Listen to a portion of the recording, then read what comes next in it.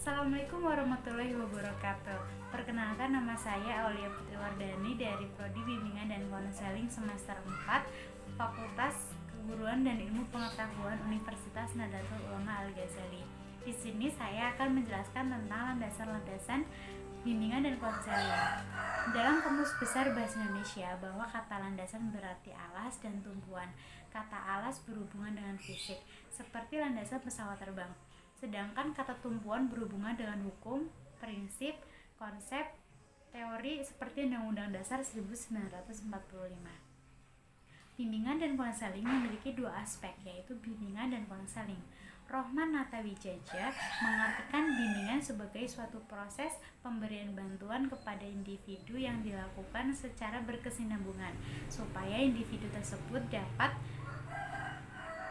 memahami dirinya sehingga dia sanggup mengarahkan dirinya dan bertindak secara wajar sesuai dengan tuntutan dan keadaan lingkungan sekolah, keluarga, masyarakat, dan kehidupan pada umumnya.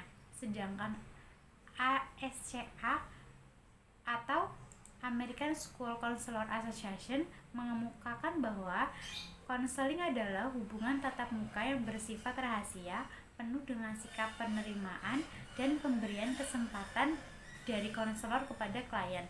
Konselor mempergunakan pengetahuan dan keterampilannya untuk membantu kliennya mengatasi masalah-masalahnya.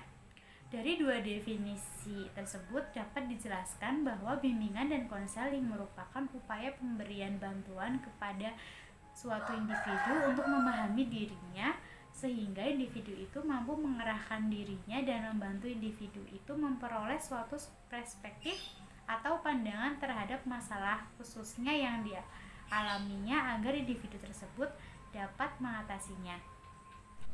Agar layanan bimbingan dan konseling dapat berdiri tegak layaknya layanan profesional, dapat diandalkan dan dapat memberikan manfaat, maka layanan bimbingan dan konseling harus dikuatkan dengan landasan-landasan yang kokoh. Landasan-landasan bimbingan dan konseling diantaranya adalah: yang pertama, landasan filosofis; yang kedua, landasan religius; landasan psikologis; landasan sosial budaya; yang kelima, landasan ilmiah dan teknologi; dan yang keenam ada landasan pedagogis.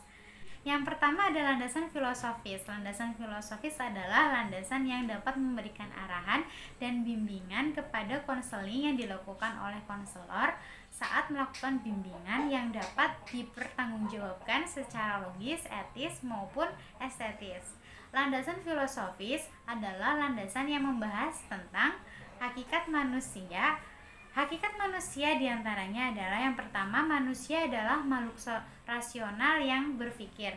Manusia dapat menyelesaikan masalah-masalahnya sendiri. Manusia dapat berkembang menjadi lebih baik melalui tahap pendidikan. Manusia adalah makhluk yang bebas dan merdeka untuk menentukan hidupnya. Manusia adalah makhluk yang berpotensi untuk menjadi lebih baik. Yang kedua ada landasan religius. Landasan religius adalah landasan yang membahas tentang ketuhanan dan keagamaan yang berkaitan dengan tiga hal. Manusia dan seluruh ciptaan di alam ini adalah makhluk ciptaan Tuhan.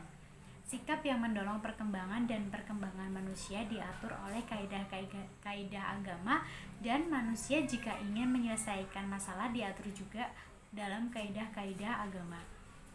Yang ketiga adalah landasan psikologis. Landasan psikologis ini bermaksud untuk memberikan pemahaman tentang perilaku individu yang menjadi sasaran atau klien.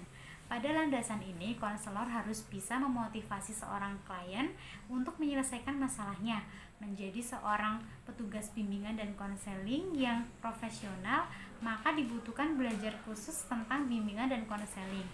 Dan petugas bimbingan dan konseling yang profesional tidak akan mengajar mata pelajaran yang lain. Yang keempat ada landasan sosial budaya. Landasan sosial budaya yaitu seorang individu sebagai produk sosial budaya. Menurut Daniel, selain harus memenuhi kebutuhan biologisnya, tetapi juga harus memenuhi tuntutan sosialnya agar dapat beradaptasi dengan lingkungan di sekitar. Dan dikuatkan lagi menurut Tolbert, yaitu lingkungan sosial, lembaga keagamaan, masyarakat, keluarga, pribadi menentukan sikap dari keluarganya. Yang kelima ada landasan ilmiah dan teknologi. Pada era globalisasi ini, semakin hari semakin canggih perkembangan layanan bimbingan dan konseling. Dilakukan dari penelitian dan layanan bimbingan konseling ini bersifat multi relasi, yang artinya rujukan dari ilmu lainnya. Yang keenam ada landasan pedagogis. Pendidikan ditinjau dari berbagai landasan. Yang pertama, bimbingan merupakan upaya dari bentuk pendidikan. Pendidikan sebagai inti proses dari bimbingan dan konseling. Pendidikan sebagai tujuan bimbingan dan konseling. Sekian penjelasan dari saya tentang landasan bimbingan dan konseling. Wassalamualaikum warahmatullahi wabarakatuh.